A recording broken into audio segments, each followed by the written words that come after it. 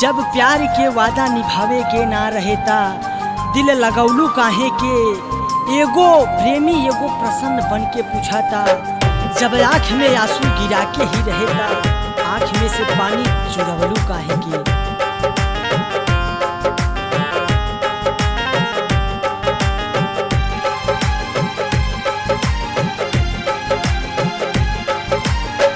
रो रो के राते दिन अखियाँ भिगोवेला, रो रो के राते दिन अखियाँ भिगोवेला।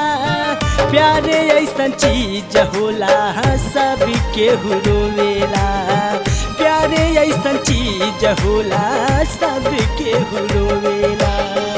ढूंढ ले जमाने में मुस्सा नहीं मिलेगा, जहाँ पत्थर टकराए तो वहाँ लबलाल मिलेगा।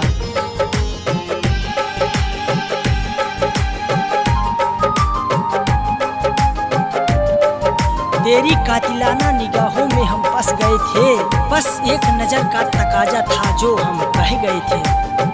केहू होखे मिलान जुदाई के, केहू होखे प्यार बेवफाई के।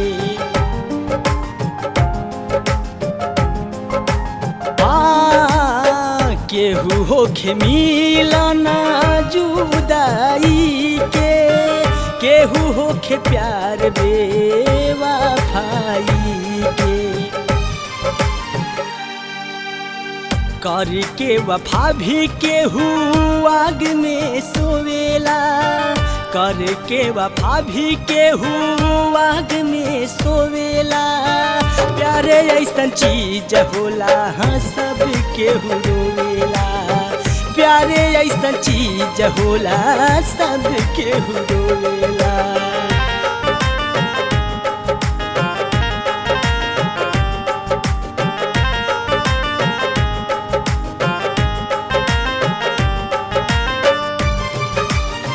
खुदा ने मुझसे पूछा कि तेरी पसंद क्या है, मैंने भी तो हंस के बोला कि एक बार मेरी महबूबा का दीदार करा दो। चैन न आवे कतहूँ जहर जुदाई, अमृत लगे जान लेके जाई।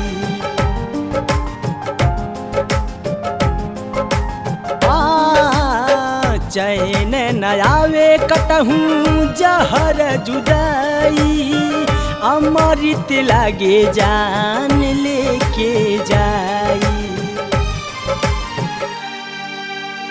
अंग अंग देहिया में कटवा चुभोवेला, अंग अंग देहिया में कटवा चुभोवेला।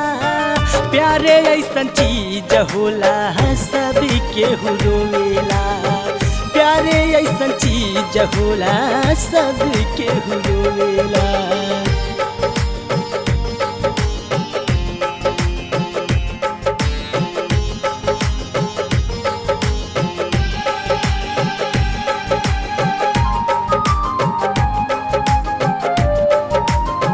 मेरे रकीब कर ले तू चाहे जितना बगावत, लेकिन मेरे दिल से प्यार कभी कम नहीं होगा। बिसरेला याद नहीं टूटेला सपनवा, मार के मुआ दी खुदे जान के खत्मवा। हाँ बिसरेला याद नहीं टूटेला सपनवा, मार के खुदे कर ली जान के खत्मवा।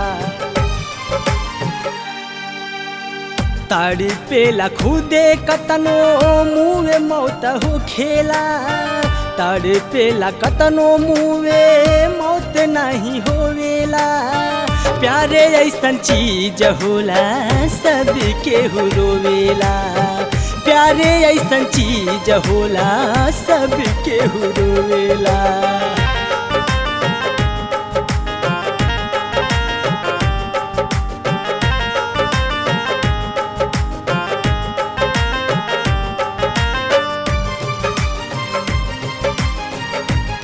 ए बेवफा, तुझे तो मेरे पास आने का एक बहाना था, पर तुझे मेरा दिल तोड़ के एक दिन जाना था। ऐसन मिलनवा काहे हमरा से भइला, बीच रहिया में जिंदगी जान लेके गइला।